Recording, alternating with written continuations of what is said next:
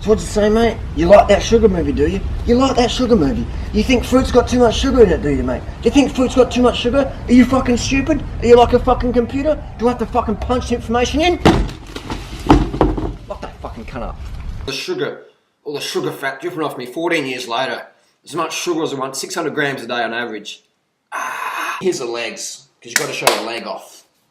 So you can see, 14 years later, high sugar diet. That sugar movie, let's get into it. So I've got a little book review here. I'm having my smoothie. Now this is sugar up. This is about 10 bananas in here with about 100 grams of sugar. So we're talking about 300 grams of sugar. It's about the half of my daily average for the last, coming up 14 years. April 2001, got the high carb vegan thing. This joker here, Damon Gamal, I'm not sure if I've got his name right. This burnt out actor did a 60 days high sugar day. 40 teaspoons a day. What a soft cock. 40 teaspoons a day. That's fucking nothing, bro. It's fucking nothing. I've been doing this shit for 14 years. You do half my intake for 2 months. Soft. So I'm just sharing my comments and criticisms here. Just sharing my honest opinion in the basis of the public interest, because this is a public topic. So, will I get sued again? Who knows? Bring it on. We have... This guy's a fucking clown. Can I say that and not get sued? Can you call someone a fucking clown and not get sued? I don't know. Let's see how we go. One of the first ones is on page 65. You got a fat fucker saying sugar's bad. Why don't you get me to go and do the movie and say sugar's good? You got some fat, burnt out comedian, Stephen Fry. The dude looks like he eats too much fried food. He's fucking fat. And just because he's fat doesn't make him a bad person. But if you're going to be giving weight loss advice long term, you should be, in my opinion, you should be able to get some results for yourself. That's just my opinion. So he writes off fruit. He says, fruit, we love fruit, but only like a piece a day. So he's like, don't eat too much fruit, because fruit's got full of sugar. Fruit's got too much sugar. But how come all these fuckers fail to mention the fruitarian community or the crew at 30 bananas a day? How come they always fail to mention it? How come they fucking fail to mention us? Wasn't it a picture? Well, if you like the fruit diet, there's this dude and he's fairly... Mate, works, those guys have got great blood tests. They're fit as fuck. They're fitter than me. They're fitter than my wife and fitter than all the fuckers and the fat fucks in this book. They're fitter than all of us put together. But, like, mate, so check them out, because mate might work for you too. But nah. Because this is all about selling books, selling fad diets. So this guy, he's having yogurt, he's having chicken, he's having all these foods that boost insulin, high fasting insulin levels, anabolic. Why didn't he do a fruitarian diet? Why didn't he just do 100% sugar diet for 60 days? Because he'll get fucking shredded and jacked. But then again, maybe not, because this clown's been doing the paleo diet. He reckons he's been doing correct me if I'm wrong, the keto diet for the last 5 years. Now check out this little screenshot here. We show that high-fat, high-protein diets can damage how your body effectively metabolizes sugars. Right? It damages your metabolism, according to this little study here. So this guy has fucked his metabolism up. He's still not eating healthy, in my opinion, and he's blaming sugar. What a fucking idiot. Can you get sued for calling someone a fucking idiot?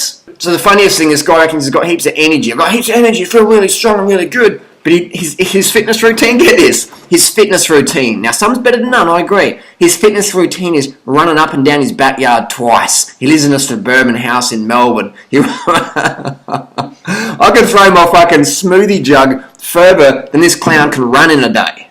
Alright? Go and run a sub-3 hour marathon on your keto diet and fucking get back to us. And the best one is he's got David Gillespie in there. The fat dude, the Aussie version of Robert Lustig. Oh, I'm a weight loss expert, and sugar's really bad. I'm clinically obese myself on the borderline, but sugar's really bad. Sugar's really bad. Don't listen to Joe Niner, because they're so skinny. So eat less sugar and eat more fats, healthy fats, because I'm obese.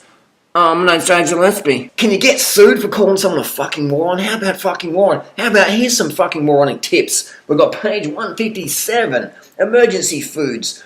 Try any of the following foods to help banish cravings. A spoonful of coconut oil. And this is the ripper. So if you're craving carbohydrates, don't give your body carbohydrates, because the body doesn't need carbohydrates. What you need, if you're craving carbs, have a sip of apple cider vinegar. Let me just read that again in case I didn't fuck it up. Have a sip of apple cider vinegar. Foul, but does the job. Alright, that's really good. So if you're crashing in traffic, can't concentrate because you're like getting hypoglycemic, then have some apple cider vinegar. That's really going to help you. If you're an athlete and you can't punch out the last interval, have a little teaspoon of vinegar. You don't need to eat anymore, just have vinegar. That'll work. So page 154, fruit guidelines. Eat some bridging fruits, especially in the first week to make the transition easier. It's important that we are kind to ourselves and go gently in the beginning.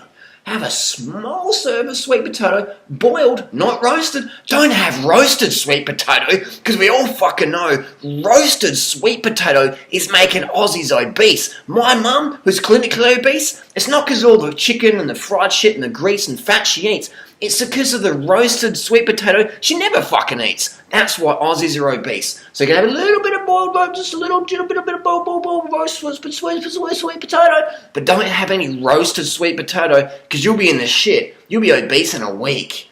And no more than 2 pieces of the right kind of fruits. The fruit's okay, but just also the right kind. And that these consist of blueberries, raspberries, kiwi fruit, and a little bit of honeydew melon. Just a little bit of honeydew melon. Because they're all low in fructose. Because you don't want to get fucking fat like Drew Ryder. So this guy here, Gamel's tips for high energy. This guy's fucking fit, man. This dude can do 2 laps of his backyard. Remember the backyard I can fucking throw my smoothie jug further than? He can do 2 laps of his backyard. Do you know, wow, this is insane, man. But I can ride 1,243 Ks in 51 hours 30 with no stimulants, no support car. I can do 6,500 Ks in a month. I can ride around Australia. I can do 24-hour race, I can run a 248 marathon. No. Let's take advice from the guy who does laps of his backyard. Now, his tip of the day for strong energy is a poached egg with a bit of avocado for breakfast will set you up for the day. Set you up for the day. So you can run 2 laps of your little backyard and just lie on the couch all day and go, I'm just fucked.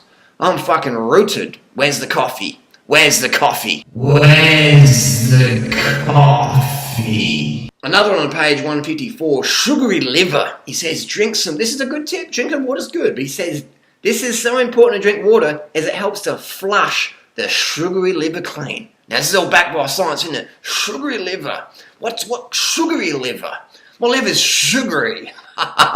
Page 155, my diet is quite high in healthy fats. That's the key word in this, even bold.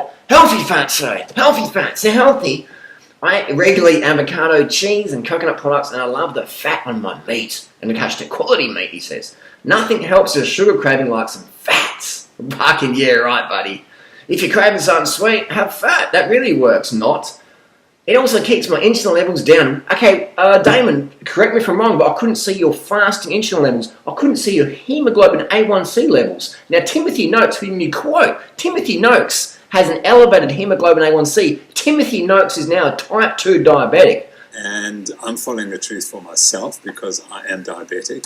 And I'm following the truth for myself because I am diabetic. And I'm following the truth for myself because I am diabetic.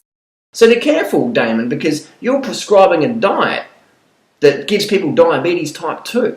Now, Dr. Neil Bernard, if it goes to trial, he'll be on your case. Damon also says, I do not fear eating fat. I eat far more of it than I do carbohydrate. Damon, and that's why you've got no fucking fitness, and that's why you can't even see your abs. It's obvious that you eat more fat than carbohydrates because you've got no fitness and you can't even see your abs. That doesn't make you a bad person, but if you're going to say sugar makes you fat, let's see how lean you are, buddy. Page 143, we have Jean-Marc Schwartz. Another fat guy giving weight loss advice, saying sugar's bad, but I'm obese, so that's okay though. The good news is you can turn a fatty liver around by taking away all the drinks, the fruit juices, etc. I mean, water's a good drink.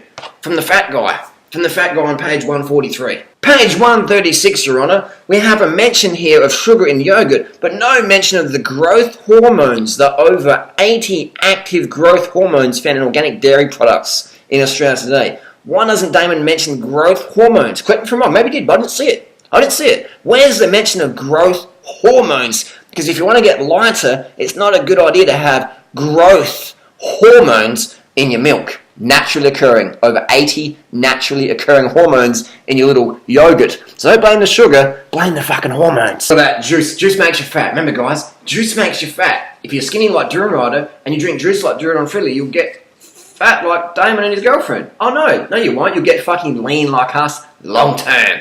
So we have page 102, and we have Damon here before and after. You think, oh look, he's gained heaps of weight, he's got no obese. No. He's puffing his belly out. And here's the proof. They could have done a better Photoshop than this, surely. Look at that. Look at that curvature there. And then look at the curvature here. And notice how it's flattened off? Because he's poking his little belly out. His little tubby paleo belly, sloppy. Look at it, he's not even fit. He's not even fit. He's not obese, but if you're a pro cyclist and you turn up to training camp looking like that, they'll be like, we're going to negotiate another contract for you, buddy, because you're out of shape. So this guy's an expert, all right? He's a nutrition expert. I know he's burnt out actor trying to cash in on the Amazon trending cash diet, fad diets, cash cows, whatever. But, you know what I mean? If you've been doing your diet for 5 years and you were leaner 5 years ago and you're gaining weight now, like he's doing, look at his past movies or whatever, he's leaner. Now he's getting the middle-aged bulge from his paleo diet and he's popping his gut out. Look at that. And here's the lumbar, here's the proof. So he did some tests here. He found my liver was getting bad. Liver enzymes can vary hour to hour. Do some intense training. Liver enzymes can vary all the time. ALT jumps up and down like the fucking stock market. All right, it jumps up and down like the clouds. Triglycerides again, another thing that can vary all the time. You can't just do one test, produce a fucking movie, and write a book about it, and say, well, this is what happened. That's one test. That's bullshit. Cholesterol again, that can vary a lot. Now again, this guy has damaged his metabolism from following these high-fat diets. Here's more proof. But it is a cool book in that it's got great little cartoons. They're cool, but they're so fucking misleading. And I would never buy this book. This book was actually stolen from a friend's dad, where she got the book and she like sniffed it and said, "Hey, do a review on this one. Read this shit." And I'm like, it's fucking crazy. So what'd you say, mate? You like that sugar movie, do you? You like that sugar movie? You think fruit's got too much sugar in it, do you, mate? Do you think fruit's got too much sugar? Are you fucking stupid? Are you like a fucking computer? Do I have to fucking punch the information in? Lock that fucking cunt up.